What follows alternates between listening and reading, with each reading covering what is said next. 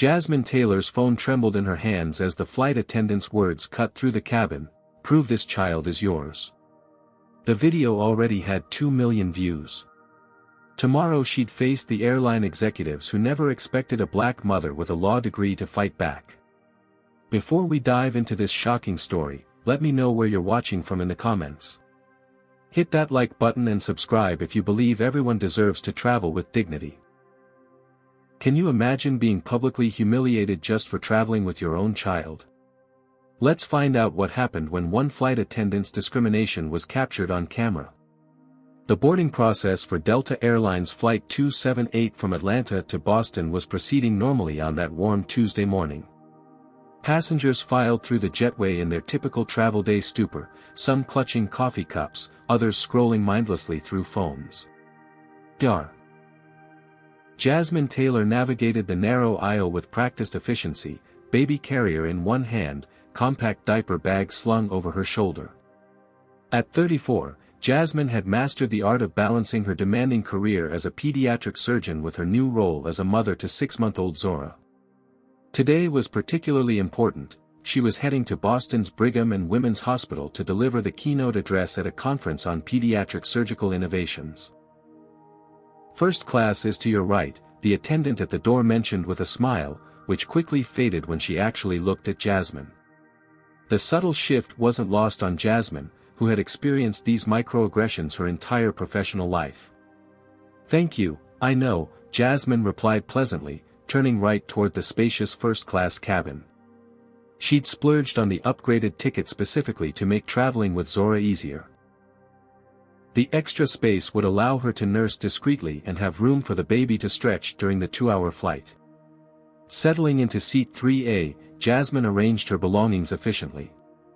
Zora, with her light caramel skin and curly hair, was peacefully sleeping in her carrier. Several passengers smiled at the baby as they passed. An elderly white woman across the aisle cooed quietly. "She's absolutely beautiful," the woman said. "How old?" 6 months yesterday, Jasmine replied with the pride only a new mother could muster. This is actually her 4th flight. She's becoming quite the frequent flyer. The conversation flowed easily as the woman shared stories about her own grandchildren. For these few moments, Jasmine felt the rare comfort of being seen simply as a mother, not as a black woman who had to justify her presence in first class. That fleeting normalcy shattered when flight attendant Heather Wilson approached. At 52, Heather carried herself with the confidence of her 20 years of experience. Her perfectly styled blonde hair and immaculate uniform projected authority as she scanned the cabin. "Ticket, please," Heather stated flatly, her eyes narrowing slightly as they fixed on Jasmine. "I already had it scanned at the gate," Jasmine replied, but reached for her phone to display the boarding pass anyway, accustomed to being questioned. Heather scrutinized the digital ticket longer than seemed necessary, her gaze shifting between the screen and Zora multiple times. "And you have documentation for the infant?" The question came with an edge that hadn't been present when she'd greeted the other passengers. "She's on my ticket," Jasmine explained, scrolling to show the infant edition on her boarding pass. "We checked in together at the counter."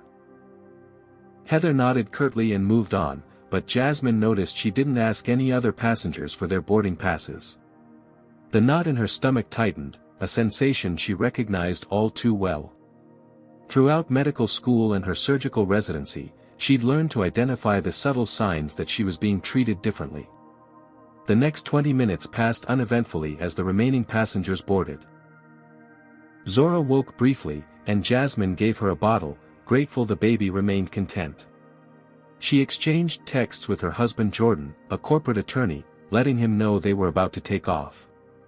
As the boarding door closed, Heather returned, hovering beside Jasmine's seat.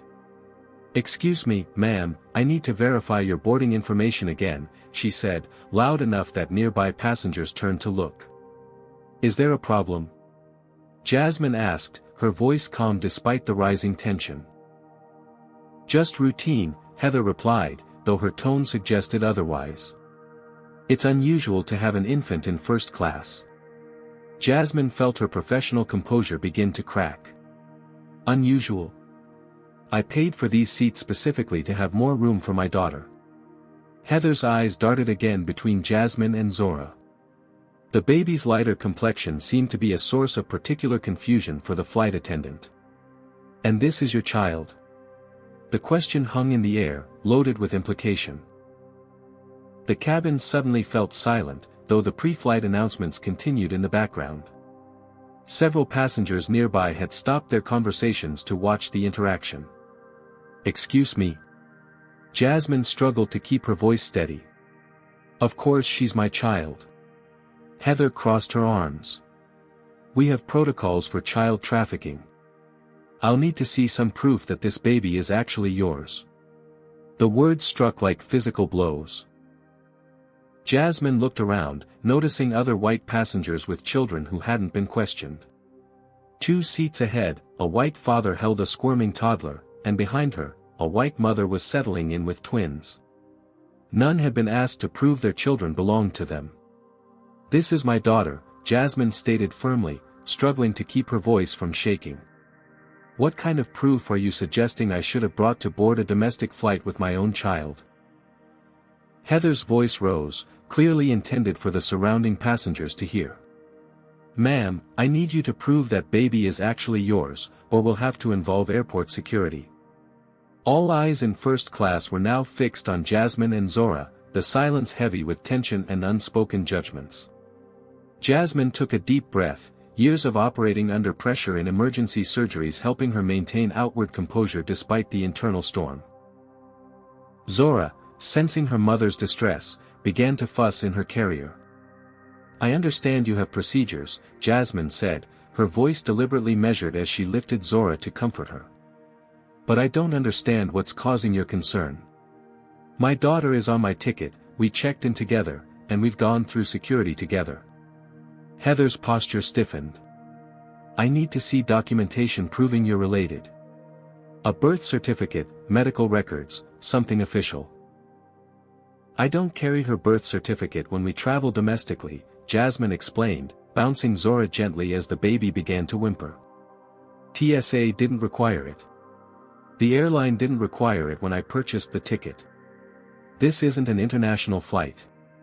Then I'll need to call the head flight attendant, Heather announced, pressing the intercom button on the nearby panel. Moments later, Carlos Diaz arrived at row 3. At 45, the head flight attendant had the weary eyes of someone who had seen every possible situation in his 15 years flying. What seems to be the problem, he asked, glancing between Heather and Jasmine. Before Jasmine could speak, Heather jumped in. This passenger can't provide documentation proving the child is hers. Given the differences in their appearance, I'm following trafficking protocols. The implications behind differences in appearance weren't lost on anyone within earshot. Jasmine felt heat rising to her face as she shifted Zora to her shoulder, the baby now fully crying. I'm Dr. Jasmine Taylor, she said, addressing Carlos directly. This is my daughter Zora. I don't typically carry her birth certificate on domestic flights because it's not required by law. But I can show you photos of us together since her birth, if that would help. Carlos's expression softened slightly. That might be helpful, Dr. Taylor. Juggling the fussing baby, Jasmine pulled out her phone and opened her photo gallery, revealing hundreds of images documenting Zora's short life, Jasmine in the delivery room holding her newborn, their first day home, bath times, doctor visits, holidays with family. Here's her diaper bag, Jasmine added, pointing to the monogrammed bag with Zora Taylor embroidered on the side. Her formula, her favorite toy, her prescription drops for her ear infection last month.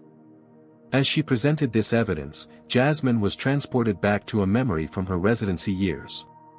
She had been the only black doctor on call in the emergency department when a white mother refused to let her treat her son's broken arm, demanding to see a real doctor.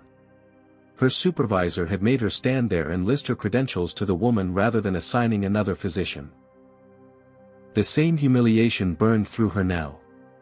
Unknown to Jasmine, several rows back, a 40-something white woman named Bethany Winters had begun quietly filming the interaction on her phone.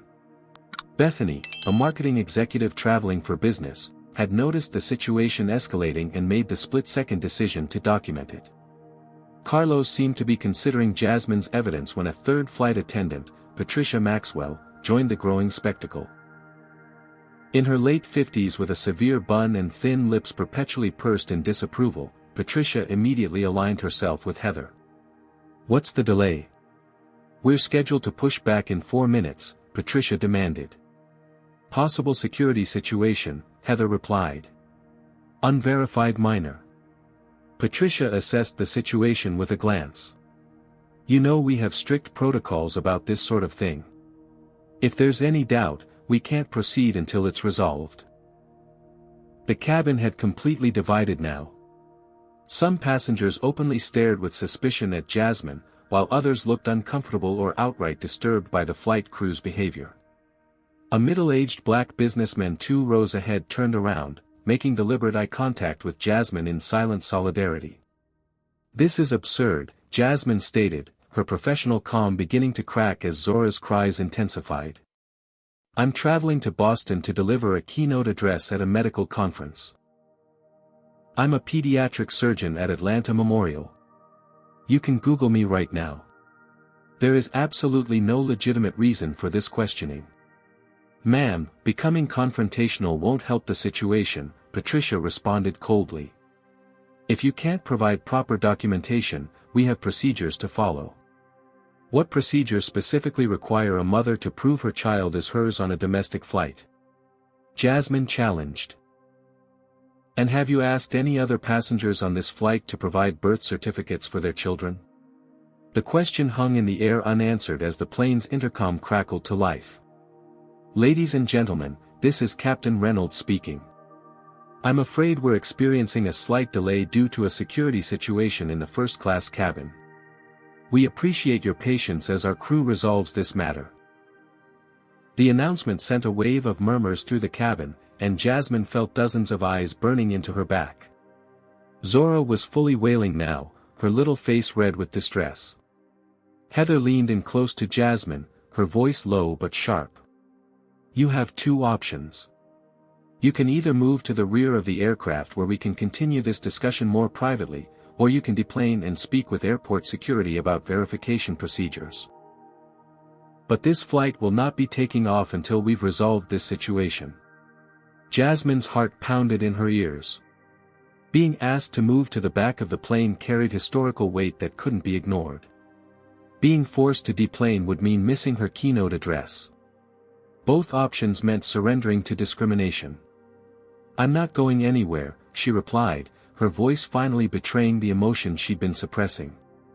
"I purchased these seats legally. My daughter and I passed through security legally. There is no justification for this treatment." The standoff had reached its breaking point. "I will not be moving to the back of the plane," Jasmine stated firmly, shifting Zora to her other shoulder as the baby continued to cry. "And I will not be deplaning. What I will do is file a formal complaint against each of you for racial discrimination." The word discrimination landed like a bomb in the cabin. Several passengers gasped. Others nodded in agreement.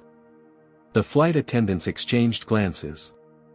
"That's a serious accusation," Carlos said, his tone more cautious now. "We're simply following security protocols."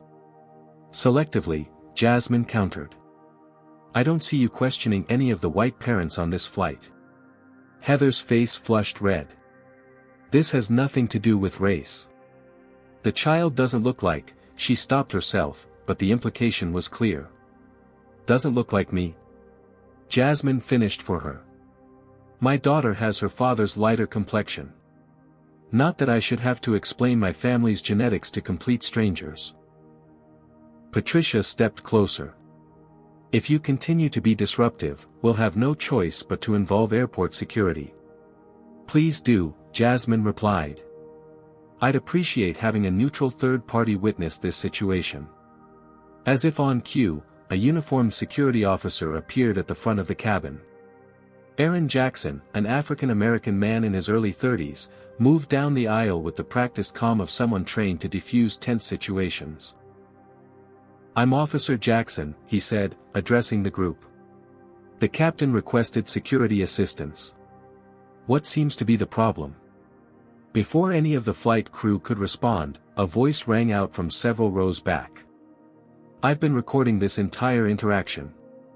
All heads turned to see Bethany Winters standing in the aisle, her phone held aloft. With her sleek bob and tailored business suit, she projected executive authority. This woman, Bethany continued, pointing to Jasmine, has been subjected to blatant racial profiling. She's been asked repeatedly to prove her child is hers, while no other parent on this flight has been questioned. I've documented everything. The atmosphere in the cabin shifted dramatically. Several passengers who had been quietly watching now voiced their support. It's true, said an elderly man near the front. I've been flying for 40 years and never seen anything like this. Check her ticket and let her fly, called another voice from the back. Bethany stepped forward, still recording. My sister is black, adopted into our family as an infant. I've watched her experience this kind of discrimination her entire life. When she was little, strangers would ask my mother if she was babysitting. As she got older, people assumed she was my parents' housekeeper, not their daughter. She turned to address Heather directly. What you're doing right now is continuing that ugly tradition of questioning black mothers' relationships with their own children. And I'm not going to sit quietly while it happens. Bethany's phone screen showed she was not just recording but live streaming to TikTok. A counter in the corner indicated over 500 people were already watching in real time. Ma'am, you need to stop recording, Patricia ordered. It's against airline policy to film crew members without permission. Actually, Bethany replied calmly, according to the airline's own stated policies, passengers may record if they believe they're witnessing discrimination or safety violations. I checked before I started filming. Inspired by Bethany's boldness, other passengers began pulling out their phones. Within moments, at least a dozen cameras were documenting the scene from various angles. This is getting out of hand, Carlos muttered to Heather. Maybe we should. Anyone filming will be removed from this flight, Heather announced loudly, cutting him off. This is a security matter and interference will not be tolerated. The threat only seemed to embolden the passengers. A young man in business casual attire stood up. I'm an attorney, and that's not a legal order. There's no expectation of privacy in a public cabin. Officer Jackson, who had been observing silently, finally spoke. I need to understand the situation before we proceed. Ma'am, he addressed Jasmine, are these your travel documents? Jasmine handed him her phone displaying both her and Zora's boarding information. While Jackson reviewed the documents, Jasmine quietly pulled out her own phone and made a call. William, she said when the call connected, it's Jasmine. I need your help. Dar. William Montgomery had been the hospital's legal counsel for over 20 years and had mentored Jasmine through several challenging situations involving racial bias in the medical system. In hushed tones, she quickly explained the situation while Officer Jackson continued examining her documents. Stay calm. Document everything. Don't leave the plane voluntarily, William advised. I'm calling our contact at the airline's corporate office right now. As Jasmine ended the call, a new security officer appeared, Darnell Washington, the airport security supervisor. In his late 40s with salt and pepper hair and the bearing of a former military man, Washington carried himself with unmistakable authority. Officer Jackson, report, he commanded. Jackson summarized the situation, concluding with, Sir, I've verified the passenger's documentation. Her boarding pass clearly shows an infant edition. There's no legal requirement for a birth certificate on domestic flights. Washington turned to the flight crew. Then what exactly is the issue here? We have concerns about child trafficking, Heather insisted. The infant doesn't resemble the passenger. Washington's expression hardened. Based on training, Heather replied. We're taught to watch for indicators. What specific indicators besides appearance are you observing? Washington pressed. Heather faltered. Just protocol. Washington turned to observe the full cabin, noting the multiple passengers filming, then looked at Bethany's phone displaying the live stream counter, which had now climbed past 3,000 viewers. "I think I've seen enough," he said finally. "The passengers' documentation is in order. There's no legal basis for this detention." The word detention hung in the air, elevating the situation from an inconvenience to a potential legal nightmare for the airline. In that moment, Jasmine realized this incident had transformed from a personal humiliation into something much larger, a public reckoning that would extend far beyond this cabin. Despite Supervisor Washington's assessment, the situation took another unexpected turn. Captain Reynolds' voice crackled over the intercom once again. "Ladies and gentlemen, I apologize for the continued delay. Due to the disruption in the cabin, we'll be returning to the gate where some passengers will be asked to deplane before we continue our journey to Boston." A collective groan rippled through the cabin, followed by outbursts of protest. "This is ridiculous. You can't be serious." Jasmine sat in stunned silence, Zora finally quieting against her shoulder, exhausted from crying. Officer Washington appeared equally surprised by the captain's announcement. "Who made this decision?" he asked Carlos. "Captain's discretion," the head flight attendant replied, not meeting Washington's eyes. "Security concerns." "I just cleared those concerns," Washington countered. Heather stepped forward. "The captain has final authority over his aircraft. And he's determined that for the safety of all passengers, we need to resolve this situation at the gate." As the plane slowly began its taxi back to the terminal, Bethany continued her live stream, now narrating the events for her rapidly growing audience. "So despite security clearing this mother to fly, the captain is now forcing everyone back to the gate. This is what discrimination looks like in real time, folks. This is happening right now on Flight 278 from Atlanta to Boston." The comments section on her stream exploded with outrage. Viewers were tagging the airline, news outlets, and civil rights organizations. The counter now showed over 20,000 live viewers. When the plane reached the gate, 2 airline representatives boarded immediately. They huddled with the flight crew at the front of the cabin, occasionally glancing back at Jasmine. Finally, one of the representatives, a young man wearing a name badge that identified him as Marcus Phillips, approached Jasmine's seat. "Dr. Taylor," he began, his voice professionally apologetic, "I'm very sorry for the inconvenience, but we'll need you and your daughter to deplane at this time." "On what grounds?" Jasmine asked, loud enough for the cameras still recording. "We can discuss the details in the terminal," Marcus replied, clearly uncomfortable with the documentation of every word. "I'd like to hear the grounds now," Jasmine insisted. "My documentation is in order. Airport security has verified it." "What specific airline policy am I violating?" Marcus lowered his voice. "Please, don't make this more difficult. The captain has made his decision. Because of racial profiling by your flight attendant," Jasmine stated firmly. "I want that noted in your report." Supervisor Washington stepped forward. "I'll be escorting Dr. Taylor and her daughter to ensure their rights are protected." With no real choice, Jasmine gathered her belongings and Zora's carrier. As she stood to leave, numerous passengers voiced their support. "This is wrong. We're witnesses. We'll testify for you." The walk through the cabin felt endless, every eye on her, every phone tracking her movement. The humiliation burned, but something else was building within Jasmine, a resolve that this would not be buried or forgotten. In the terminal, she was shocked to find several news crews already waiting, their cameras trained on the gate exit. Someone had tipped them off about the viral video unfolding in real time. "Dr. Taylor, can you comment on what happened on the flight? Is it true you were racially profiled by the flight crew? How do you respond to allegations of disrupting the flight?" Washington stepped between Jasmine and the reporters. "No comments at this time. Please give Dr. Taylor and her child space." Meanwhile, across town in the glass-walled conference room of Patterson and Grayson law firm, Jordan Taylor was in the middle of presenting a contract proposal to clients when his phone began vibrating incessantly.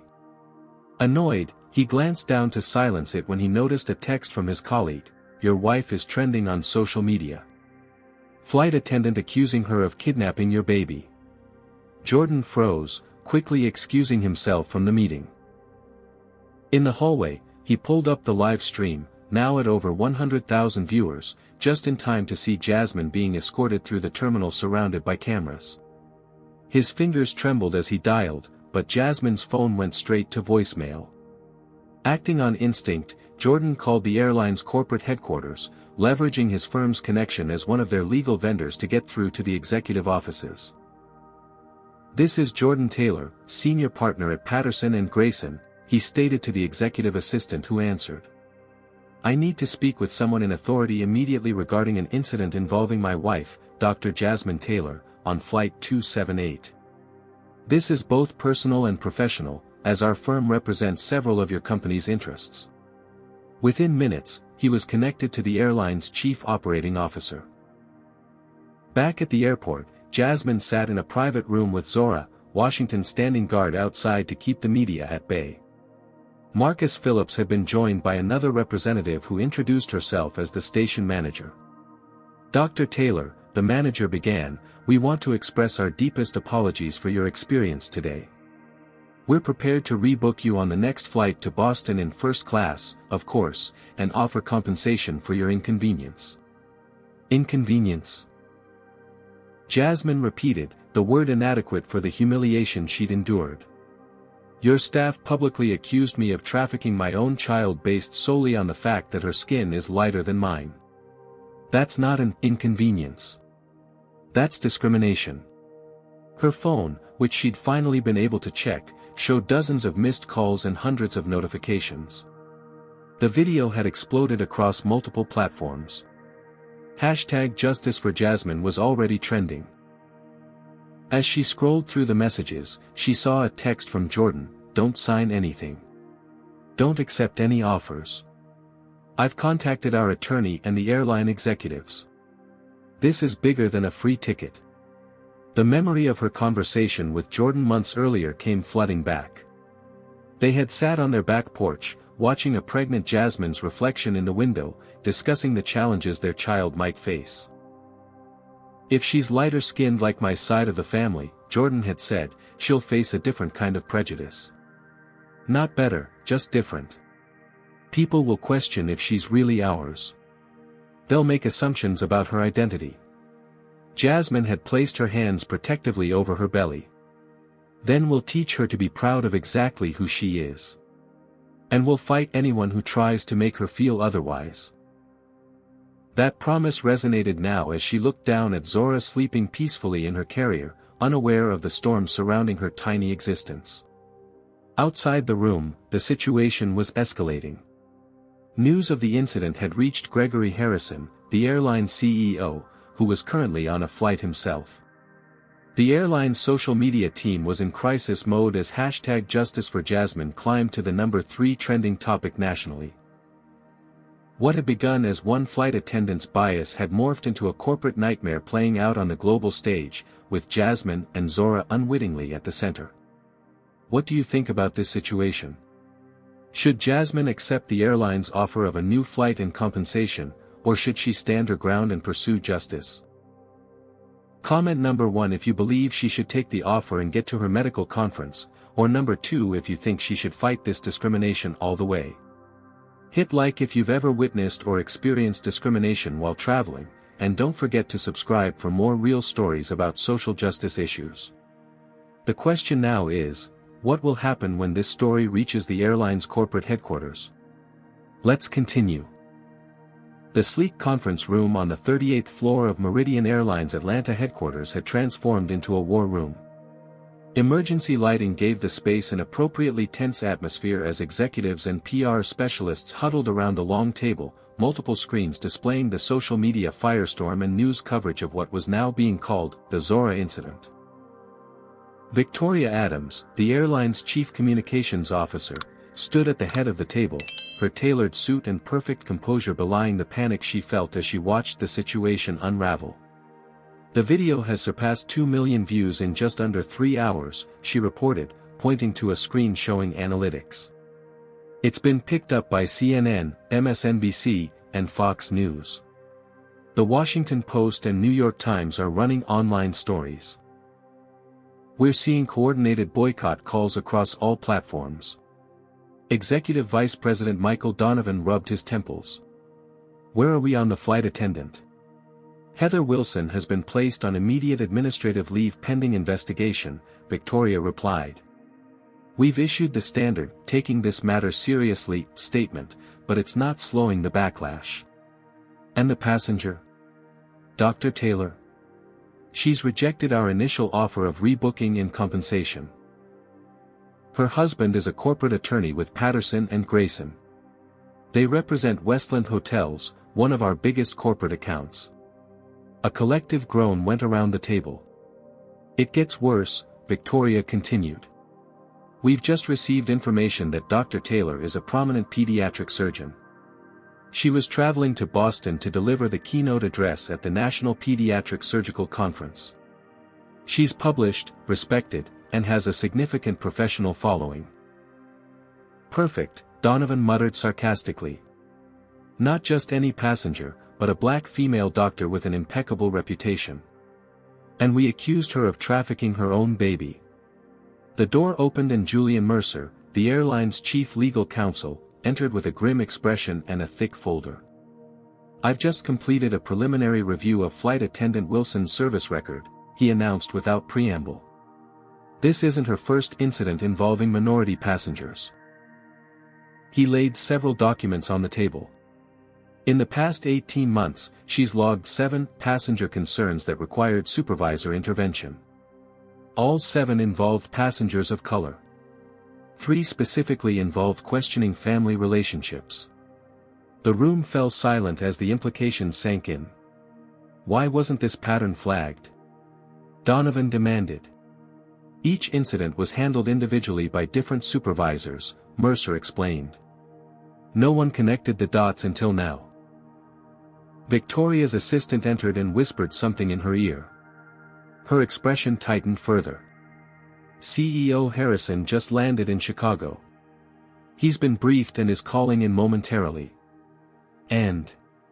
She hesitated. "Dr. Taylor's case has just been picked up by the National Association for the Advancement of Colored People. They're issuing a statement within the hour." As if on cue, the large screen on the wall lit up with Gregory Harrison's face. At 62, the CEO had the weathered look of someone who'd climbed through the ranks of the airline industry during its toughest decades. Now, he faced perhaps the most significant crisis of his tenure. "Give me the bottom line," he demanded without greeting. "How bad is this, and how do we fix it?" For the next 20 minutes, the team briefed Harrison on the rapidly evolving situation, the video evidence, Wilson's history, and the growing public relations disaster. "Options?" Harrison asked when they finished. Victoria stepped forward. "We have 2 primary paths. 1, full apology, significant settlement offer, immediate termination of Wilson, and announcement of comprehensive anti-bias training for all customer-facing staff. 2, Mercer interjected, we defend our protocols, emphasize our commitment to preventing trafficking, and argue that while Wilson's approach was perhaps overzealous, it came from a place of child safety concern, not racial bias. In other words, fight it or fold, Harrison summarized. Costs of each. A settlement could run 7 figures given the public nature and Dr. Taylor's standing, Mercer estimated. Fighting it would cost less upfront but carry significant brand damage risk and potential for larger jury awards if it goes to trial. Harrison was quiet for a moment, weighing the options. Make the call to Taylor. Offer first-class tickets for a year, $50,000 in compensation, and a personal apology from me. Let's see if we can resolve this before it escalates further. Across town, Jasmine had finally made it home with Zora. Jordan had left work immediately after seeing the video and was now pacing their living room while on the phone with Anthony Richardson, the premier civil rights attorney in Atlanta. "They're going to call with an offer," Richardson was saying. "Don't accept anything. Don't sign anything. Every word from this point forward could impact potential litigation."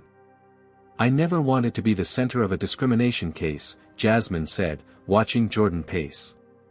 "I just wanted to give my talk at the conference." "I know," Jordan replied, covering the phone's microphone. "But now you have a platform. A chance to make real change." Jasmine thought about her years in medical school, the microaggressions, the assumptions, the constant need to prove herself. She thought about her patients, especially the young black girls who looked up to her. And she thought about Zora, sleeping peacefully in her crib, unaware that her existence had already become a battleground for racial justice. When her phone rang with an unlisted number, she took a deep breath before answering on speaker. "Dr. Taylor? This is Gregory Harrison, CEO of Meridian Airlines. I wanted to personally express my deepest apologies for your experience today." Jordan motioned for her to stay silent as Richardson had advised. "I'm listening," she said simply. "What happened on that flight was unacceptable," Harrison continued. "We're prepared to offer you first-class travel for a year, compensation of $50,000, and my personal guarantee that we're taking immediate steps to ensure nothing like this happens again." The offer hung in the air between them. $50,000 was significant. Nearly enough to fund the pediatric clinic in an underserved neighborhood that Jasmine had been working toward. But then she remembered the feeling of standing in that cabin, dozens of eyes on her, being forced to prove her motherhood. The humiliation. The violation. The knowledge that this happened to countless others who didn't have her resources or platform. "Mr. Harrison," she replied finally, "I appreciate your call. But this isn't about free tickets or money. This is about dignity. About systemic problems in how your airline treats passengers of color. I'll need to consult with my attorney before discussing this further." After ending the call, Jordan embraced her. "You're doing the right thing." "Am I?" she questioned. "What if fighting this means Zora grows up seeing her mother as the angry black woman from that viral video? What if this follows her?" Or, Jordan countered, she grows up seeing her mother as the woman who stood up against injustice and made the world a little better for all the little black girls who would come after her. As they spoke, Bethany Winters was being interviewed on a primetime news program, her original video now at 5 million views. "I couldn't stay silent," she explained to the host. "As a white woman, I have a responsibility to speak up when I witness discrimination. This wasn't a misunderstanding. This was a textbook example of racial profiling." Across the country, people were sharing their own stories of travel discrimination using the hashtag #FlyingWhileBlack. The conversation was expanding beyond Jasmine and Zora to address a systemic issue affecting millions. That night, as Jasmine prepared a bottle for Zora's late feeding, she received a text from an unknown number. It contained a screenshot of a social media post by Heather Wilson from 2 years earlier, showing her at a rally with a sign that read, "Protect our borders." The accompanying message simply said, "You might want to see this. There's more." The battle lines were being drawn for what would become much more than a personal incident. It was evolving into a referendum on how America addressed its ongoing struggle with racial bias in everyday interactions. 3 days after the incident, Jasmine and Jordan sat in the well-appointed office of Anthony Richardson, the walls adorned with framed newspaper headlines chronicling his most significant civil rights victories. At 58, Richardson carried himself with the quiet confidence of someone who had faced down corporate giants and won. "What happened to you isn't isolated," Richardson explained, sliding a folder across his mahogany desk. "My team has identified 27 similar incidents involving Meridian Airlines in the past 5 years. All involving passengers of color being questioned about their relationships to traveling companions." Jasmine flipped through the documentation, each page revealing stories painfully similar to her own. "The pattern is clear," Richardson continued. And now we have evidence that flight attendant Wilson has a history of targeting minority passengers specifically. Jordan leaned forward. What are our options? We can pursue this as an individual discrimination case, Richardson replied. Or we can file a class action on behalf of all passengers who have experienced similar treatment. The second option takes longer but creates more pressure for systemic change. Jasmine studied a particular page showing a black father who had been separated from his biracial daughters for questioning during a layover. Class action, she decided. This isn't just about Zora and me. Richardson nodded approvingly. I was hoping you'd say that. Now, be prepared, the airline is already controlling their narrative. Wilson gave an interview this morning. He turned his computer screen to show a morning news segment. Heather Wilson sat across from the host, looking appropriately somber in a conservative blue dress, her blonde hair pulled back in a subdued style. I was simply following our training protocols, she explained, her voice steady. Child trafficking is a serious concern in the airline industry. We're trained to look for certain indicators, and when I observed what appeared to be inconsistencies, I was obligated to investigate further. Would you have questioned a white mother with a lighter-skinned child the same way? The host pressed. Absolutely, Wilson replied without hesitation. This had nothing to do with race. It was about child safety, which is my primary concern as a flight attendant with 20 years of experience. Jasmine felt her blood pressure rising as she watched the carefully crafted performance. She's lying, she said flatly. She specifically commented on how Zora doesn't look like me. We know, Richardson assured her. And we're going to prove it.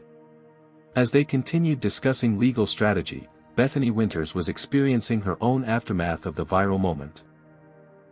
Her video had now been viewed over 50 million times across platforms, and she had become an unexpected ally in the fight.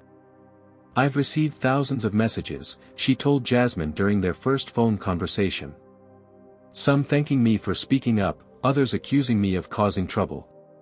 But the most important ones are from people sharing their own stories of discrimination during travel. Bethany had been approached by multiple news outlets for interviews and had used each opportunity to redirect attention to the systemic issues rather than her role in documenting them. I'm being contacted by airline employees, she revealed to Jasmine. Current and former staff who say this is just the tip of the iceberg. They're sending me internal training materials and emails that show concerning patterns. This information proved invaluable to Richardson's investigation. One leaked email chain revealed supervisors discussing how to tactfully address passenger appearance mismatches, a thinly veiled code for questioning families that didn't fit a preconceived notion of what families should look like. Meanwhile, Jordan had been conducting his own research. Using his corporate law background, he had accessed public records of Wilson's social media history that had been quickly scrubbed after the incident. What he found was disturbing. A pattern of sharing and engaging with content that revealed clear racial biases. Look at this, he showed Richardson during their next meeting. 6 months ago, she commented on an article about immigration. Some people will do anything to get into this country, including using children that aren't theirs.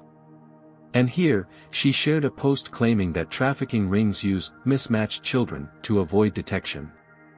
Richardson added these findings to their growing case file. This establishes a mindset consistent with racial profiling. It's exactly what we need.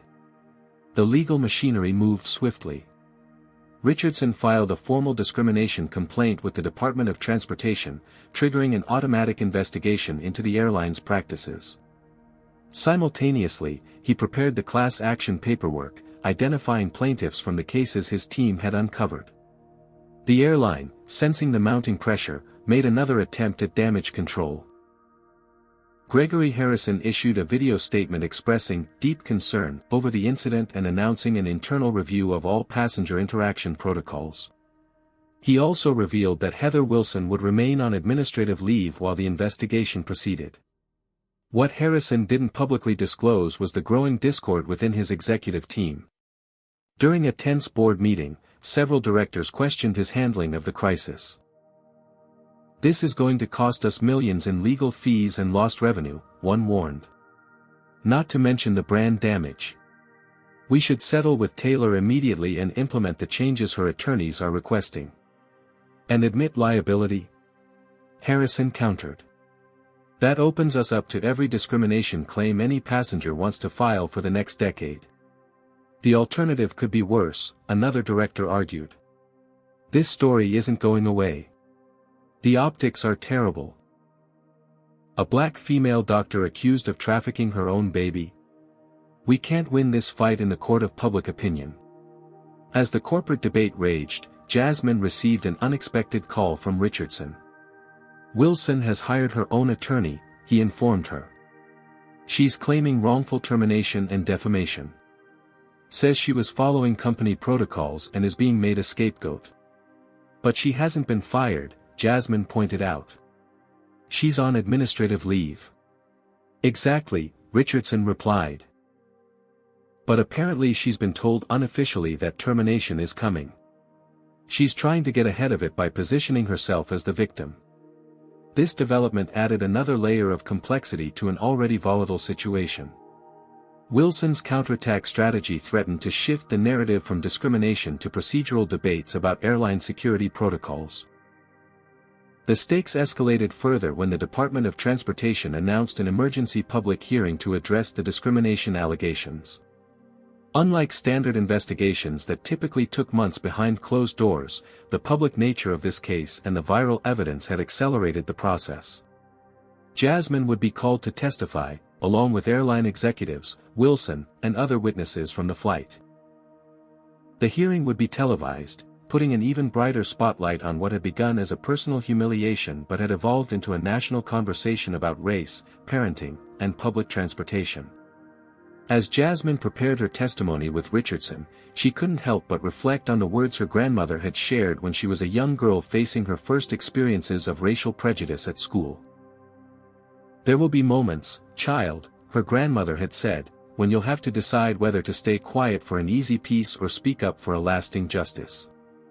Those moments will define not just who you are, but what world you're helping to build." Now, as a mother herself, those words carried even more weight. The world she was fighting to build was the one Zora would inherit. The Department of Transportation hearing room buzzed with tension as people filed in, finding seats in the gallery or at the designated tables. News cameras lined the back wall, their red recording lights creating a constellation of watchful eyes. Jasmine sat at the plaintiff's table with Richardson, Zora sleeping peacefully in her carrier. She wore a tailored navy suit, her hair pulled back in a professional style, projecting the competence and dignity that had defined her medical career. Across the aisle, the airline's team assembled, a phalanx of attorneys flanking Gregory Harrison and other executives. Heather Wilson sat at a separate table with her personal attorney, physically distancing herself from the company she had served for 2 decades. The hearing officer, Judge Marilyn Brewer, entered and called the room to order. At 65, Judge Brewer had a reputation for no-nonsense efficiency and zero tolerance for grandstanding. This emergency hearing will address allegations of discriminatory practices by Meridian Airlines as exemplified in the incident involving Dr. Jasmine Taylor on Flight 278, she began. This is not a trial but an investigative proceeding to determine whether federal transportation anti-discrimination regulations have been violated and what remedies may be appropriate.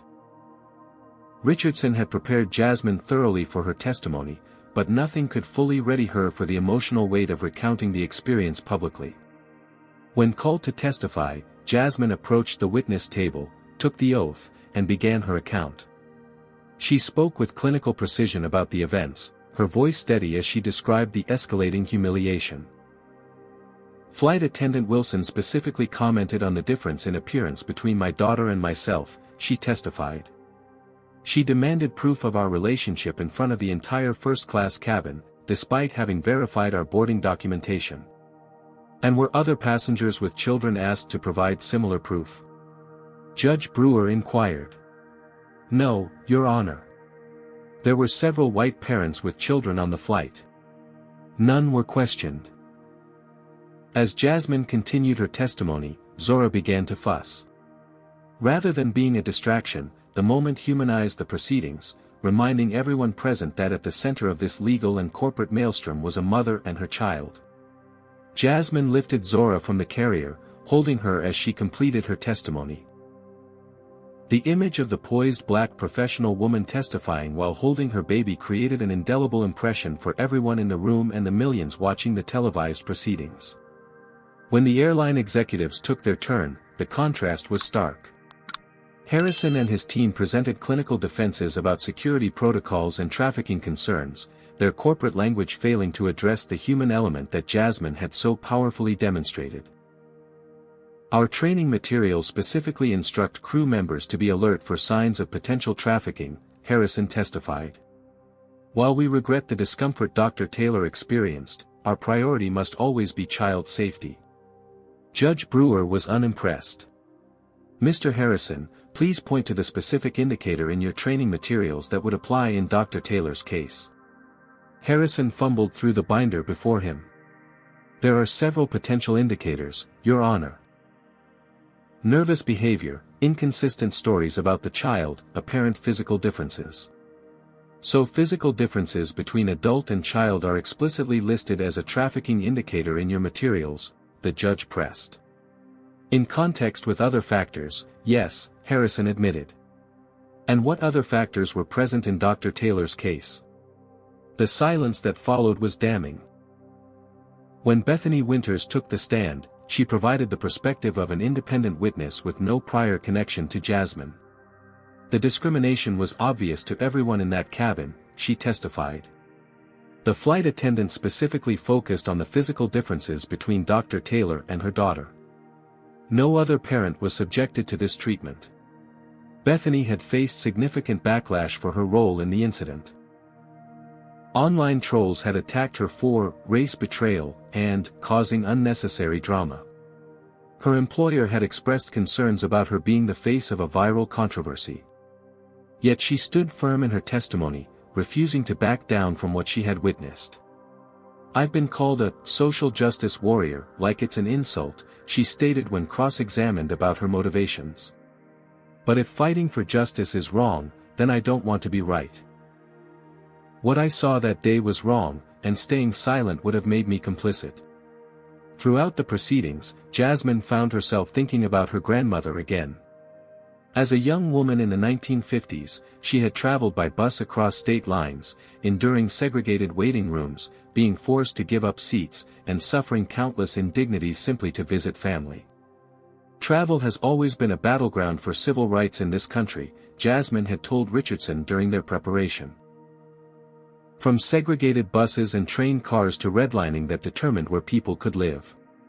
This isn't new. It's just taking different forms. This historical context gave the hearing additional weight. It wasn't just about one incident on one flight, it was about the continuing struggle for equal treatment in public spaces. The most dramatic moment came when several other passengers from the flight testified, each confirming Jasmine's account and adding their own observations about the discriminatory treatment. I've been flying for 40 years, testified Gerald Hoffman, a retired professor. I had my granddaughter with me on that flight. No one asked me for proof that she was related to me, despite the fact that I'm white and she's multiracial. The different treatment was obvious and shameful. As the testimonies continued, public sentiment overwhelmingly supported Jasmine. The hashtags #IStandWithJasmine and #FlyingWhileBlack dominated social media. Protests formed outside Meridian Airlines headquarters and major hub airports. The airline's stock price had dropped 15% since the incident, and corporate clients were beginning to distance themselves from the brand. The damage was extending beyond the legal realm into tangible business consequences. In the face of mounting evidence and public pressure, Judge Brewer announced that the department would be conducting a comprehensive investigation into Meridian's training materials, incident reports, and handling of discrimination complaints. This hearing has presented troubling evidence of potential systemic issues that warrant thorough examination, she declared. I am ordering Meridian Airlines to preserve all relevant documents and to provide full access to departmental investigators. As the hearing concluded, Richardson informed Jasmine that their class action lawsuit had been officially filed, with 17 plaintiffs already signed on and more coming forward daily after seeing the hearing. The battle was far from over, but the public nature of the hearing had accomplished something important. It had brought the issue of travel discrimination out of the shadows and into the national conversation. As Jasmine left the hearing room, reporters shouted questions and cameras flashed. She held Zora close, the baby now a symbol of both the personal hurt that had initiated this fight and the hope for change that drove it forward. Dr. Taylor. Will you be satisfied with anything less than a complete overhaul of the airline's policies? Do you believe Flight Attendant Wilson should be fired? What message do you want to send to other parents who might face similar discrimination? Jasmine paused, considering the last question carefully before responding. This isn't just about one flight attendant or one airline, she said clearly for the cameras. This is about ensuring that all families can travel with dignity, regardless of what they look like or how they're formed. No parent should ever have to prove their child belongs to them based on skin tone or appearance. And no child should ever witness their parent being humiliated for loving them. Her words, broadcast on news programs nationwide, resonated with millions who had experienced or witnessed similar discrimination. The personal had indeed become political, and there would be no going back to the status quo. A week after the hearing, as Jasmine reviewed patient charts in her office at Atlanta Memorial Hospital, her phone lit up with a text from Richardson, "Check your email immediately." The message contained a video link with the subject line, "Not the first time." With a sense of foreboding, Jasmine clicked play. The grainy footage showed an airport gate area from the previous year. Though the quality wasn't perfect, the scene was unmistakable: Heather Wilson standing over a seated black man who was traveling with a young girl. The same confrontational posture. The same demanding tone. "Sir, I need to see documentation proving your relationship to this child." The man, visibly distressed, was showing photos on his phone. "This is my daughter. We're just trying to get home from her dance competition." The video had been recorded by another passenger and had received minimal attention when originally posted. But in light of the current controversy, it had been discovered and sent to Richardson by a social media user who recognized Wilson. This evidence of a pattern was exactly what they needed to counter Wilson's claim that she had been following protocols rather than acting on bias. Richardson immediately filed the video as supplementary evidence in both the DOT investigation and their class action lawsuit. The impact was immediate and devastating for the airline. Their stock price, already weakened, plummeted an additional 12% by closing bell. #BoycottMeridian began trending, with travelers posting screenshots of canceled reservations and cut-up frequent flyer cards. Corporate clients, sensitive to the reputational damage of association, began publicly announcing they were suspending their business travel contracts with Meridian. The financial consequences were mounting by the hour. Inside Meridian's headquarters, the crisis had reached breaking point. The board of directors called an emergency session, meeting in tense silence as they reviewed the latest financial projections. "We've lost 27% of our market value in 10 days, the CFO reported grimly. Advanced bookings are down 40%. Corporate accounts representing over $100 million in annual revenue have suspended their contracts." The board chair, Eleanor Watkins, turned to CEO Harrison. "Gregory, we've supported your handling of this situation thus far. But this new video changes everything. It establishes a pattern that makes our legal position untenable." Harrison's face was ashen. "We can still argue that Wilson was acting independently, not following company directives. Throwing her under the bus won't save us now," another board member countered. "The public sees this as systemic. We need to take decisive action to save this company." The vote was unanimous. Harrison would step down, effective immediately. A search would begin for a new CEO who could lead the airline through this crisis and the necessary transformation that would follow. The news of Harrison's forced resignation broke just as Jasmine was leaving the hospital that evening. Her phone buzzed with notifications as journalists sought her comment on the development. But Jasmine's focus was elsewhere. Zora had been fussy all day at daycare, and when Jasmine picked her up, she felt the heat radiating from her daughter's small body. A fever of 102 degrees. For the next 48 hours, the legal battle took a backseat as Jasmine's medical training kicked in. She monitored Zora's temperature, ensured she stayed hydrated, and held her through the worst of the fever. This personal crisis amidst the public one brought clarity. Sitting in the nursery rocker at 3 in the morning, holding her finally sleeping daughter, Jasmine remembered why she had embarked on this fight in the first place. Not for publicity or compensation, but for a world where Zora could move through life with the dignity every human deserved. When Richardson called with updates about the case, Jasmine was direct about her priorities. "I'll continue this fight," she told him, "but on my terms. I want systemic change, not just a settlement check. I want protocols that protect all families, not just ones that look a certain way." As Zora recovered, the public battle continued to evolve. Jasmine had been invited to speak at a civil rights rally organized in response to her case. Despite her reluctance to become a public figure, she recognized the platform she had been given and the responsibility that came with it. Standing at the podium before thousands of supporters, Jasmine spoke not just as a discrimination victim, but as a doctor, a mother, and a black woman navigating spaces often designed without people like her in mind. "Discrimination doesn't always announce itself with slurs or violence," she told the crowd.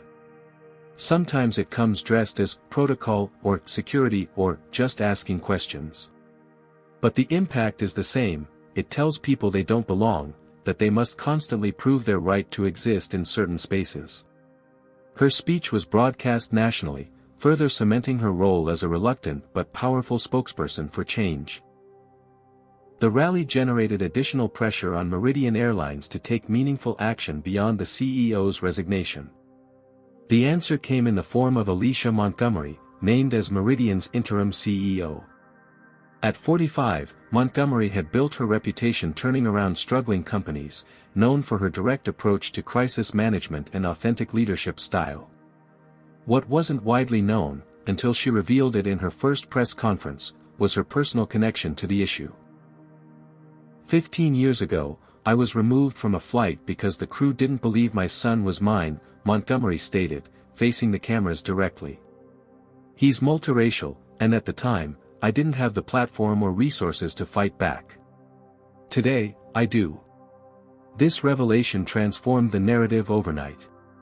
Montgomery wasn't just another executive brought in to manage a PR crisis, she embodied the change the airline claimed to be embracing.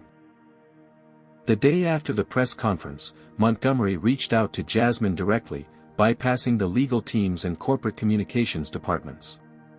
"Dr. Taylor," she began when Jasmine answered, "This is Alicia Montgomery. I'm not calling as Meridian's CEO, but as someone who has stood where you're standing. Before we get our lawyers involved in formal negotiations, I'd like to meet with you, woman to woman, mother to mother." The meeting took place at a neutral location. A private room at the Atlanta Public Library. No attorneys, no PR handlers, just two women with a shared experience of travel discrimination and different perspectives on how to address it. "I can offer the standard settlement," Montgomery told Jasmine candidly. "Monetary compensation, free travel, the usual corporate response. Or we can do something that actually matters." "I'm listening," Jasmine replied. "I want to create a passenger dignity committee with real authority to rewrite our training, revise our protocols, and hold our staff accountable. And I want you to chair it." The offer was unprecedented, not just financial compensation, but a seat at the table where policy was made. "Why would you give that kind of influence to someone who's suing your company?" Jasmine asked, understandably suspicious. Montgomery's answer was simple. "Because you're exactly the person who should be designing these systems. You understand what's at stake in a way most of our executives never will. As Jasmine considered the offer, news broke that Heather Wilson had given another interview, this time to a right-wing outlet that framed her as a victim of cancel culture for just doing her job. The interview was a disaster, with Wilson making comments about certain people being more likely to be involved in trafficking. The backlash was swift and severe. Any remaining public sympathy for Wilson evaporated. Even conservative commentators distanced themselves from her increasingly problematic statements.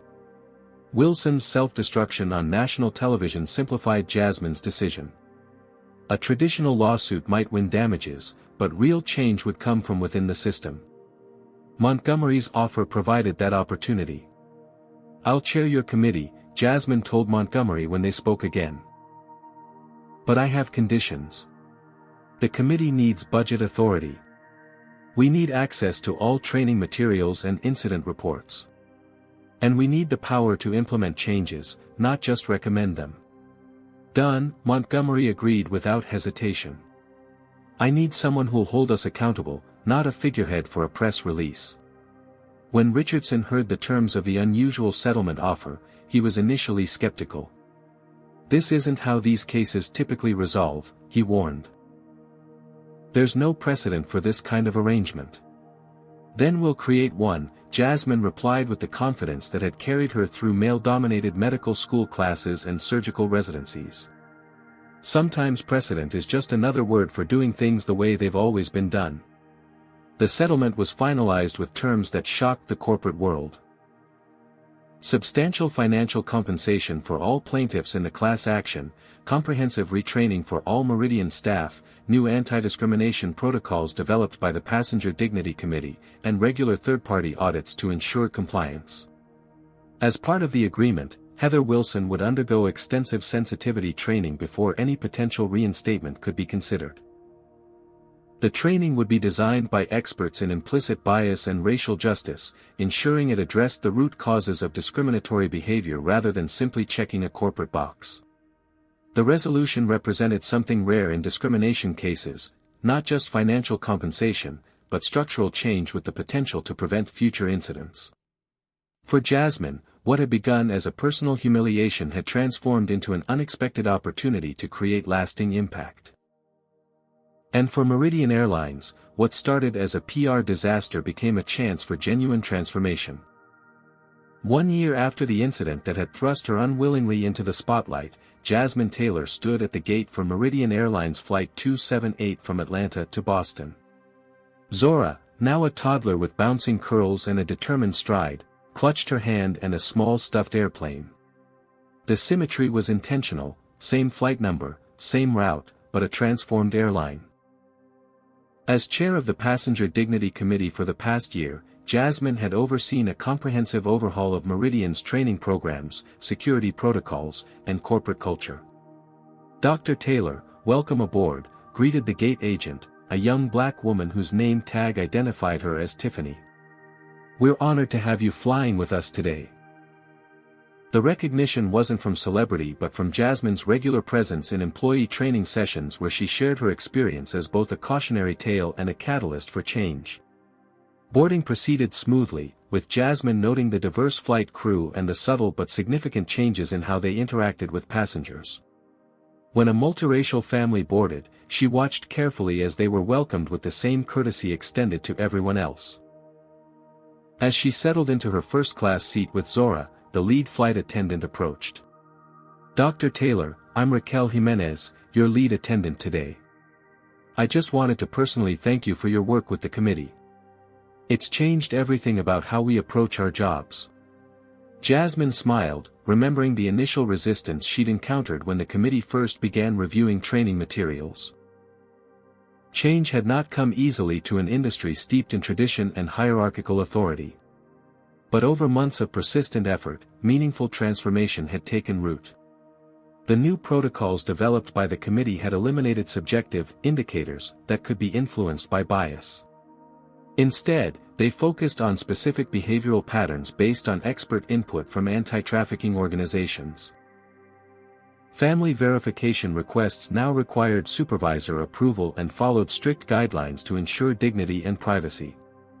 Most importantly, The airline had implemented comprehensive anti-bias training that went beyond superficial diversity seminars to address the psychological and systemic roots of discrimination. Every employee, from baggage handlers to executives, participated in the program. As the plane taxied for takeoff, Jasmine reflected on the unexpected friendship that had developed between her and Bethany Winters. The woman who had filmed the original incident had become a trusted ally in the fight for change. "I never set out to be an activist," Bethany had told her over coffee months after the hearing. "I just couldn't watch someone being treated that way and do nothing." "That's exactly what activism is," Jasmine had replied. "Seeing wrong and refusing to be a passive witness." Their different perspectives and experiences had strengthened the committee's work, ensuring it addressed discrimination from multiple angles. Bethany's marketing expertise had proven invaluable in communicating the changes to both employees and the public. The flight passed uneventfully, with Zora charming the crew and nearby passengers with her toddler antics.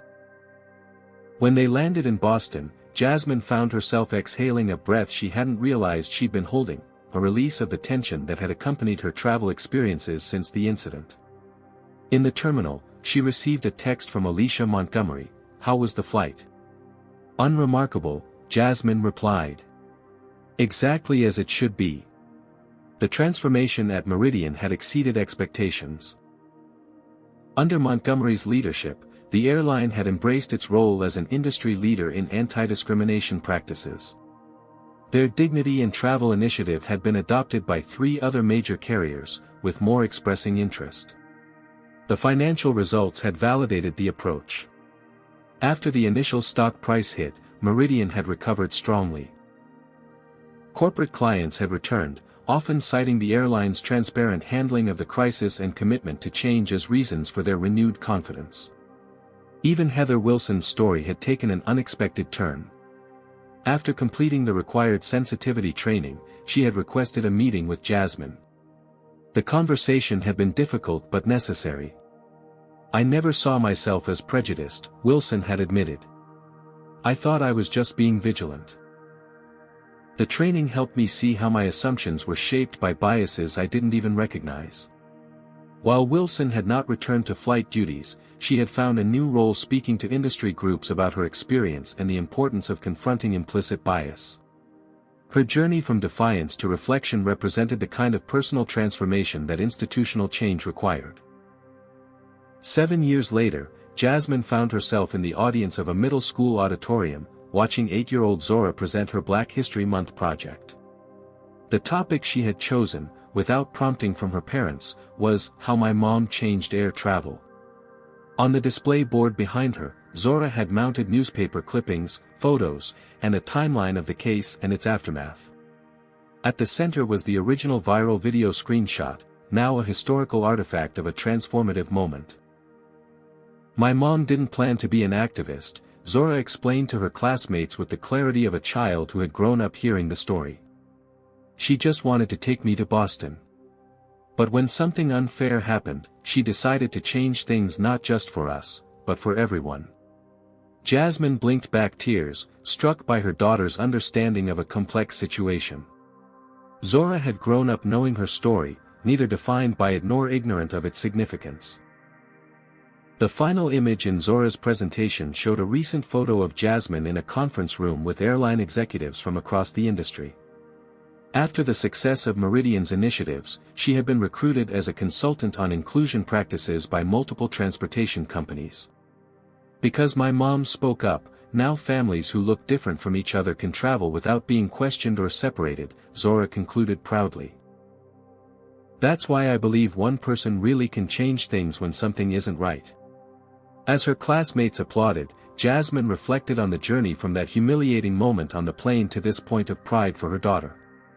The path had not been easy, with trolls, threats, and exhausting legal battles along the way. But the outcome, systemic change that protected countless families, had been worth every difficult step. In the years since the incident, traveling while Black had not become magically free of discrimination. Bias was too deeply embedded in American society for any single case to eliminate it entirely. But procedures had improved, accountability had increased, and more people understood their obligation to speak up when witnessing injustice. The final scene of this story came when 15-year-old Zora prepared for her first solo flight to visit her grandparents. Jasmine stood with her at the security checkpoint, the memory of that first traumatic flight still present but no longer painful. "You have everything? Ticket? ID?" Jasmine asked with typical maternal concern. "Yes, Mom," Zora replied with teenage exasperation. "I've been flying since before I could walk, remember?" As they embraced goodbye, Jasmine watched her daughter walk confidently toward the gate, head high, moving through the world with the assurance of someone who knew her right to be there was not up for debate. At the gate, Jasmine observed from a distance as the agent greeted Zora by name, checking her documentation with professional courtesy. No extra scrutiny. No suspicious glances. Just a teenager beginning her journey. In that moment, Jasmine recognized the true measure of what had been accomplished. Not just policy changes or corporate practices, but something more fundamental, a small but significant step toward a world where a black child could move through public spaces with the same unquestioned belonging as anyone else. It wasn't the end of the fight for equality. Far from it. But it was proof that standing up against injustice, even when painful and public, could create ripples of change that extended far beyond one flight, one airline, or one family. As Zora disappeared down the jetway, Jasmine whispered a silent thank you to her younger self who had refused to move to the back of the plane, setting in motion a transformation larger than she could have imagined. This story reminds us that individual courage can spark systemic change. Jasmine's refusal to accept discrimination transformed an airline's culture and protected countless families from similar experiences. It shows that speaking up, even when difficult, creates ripples that extend far beyond the original incident. The power of allyship is another crucial lesson. Bethany's decision to document and speak out as a witness amplified Jasmine's voice when she most needed support. True allyship isn't about saviors but about using privilege to ensure justice. We also see how institutions often respond to discrimination with defensiveness rather than accountability until forced to change. Only when the financial and reputational costs became unbearable did meaningful transformation occur. Perhaps most importantly, this story teaches us that justice isn't just about punishment but about creating new systems that protect human dignity. By joining the committee rather than simply accepting compensation, Jasmine ensured lasting change instead of temporary appeasement. What do you think about Jasmine's journey and the impact of her stand against discrimination? Has this story changed how you might respond if you witness similar situations in the future? Leave a comment sharing your thoughts, and if you've ever experienced discrimination while traveling, I'd love to hear your story. Don't forget to like this video if Jasmine and Zora's journey moved you, subscribe for more powerful racism stories that inspire change, and share this with someone who needs a reminder that one person really can make a difference. Thank you for joining me for this story of courage and transformation, and remember, your voice matters in the fight against injustice.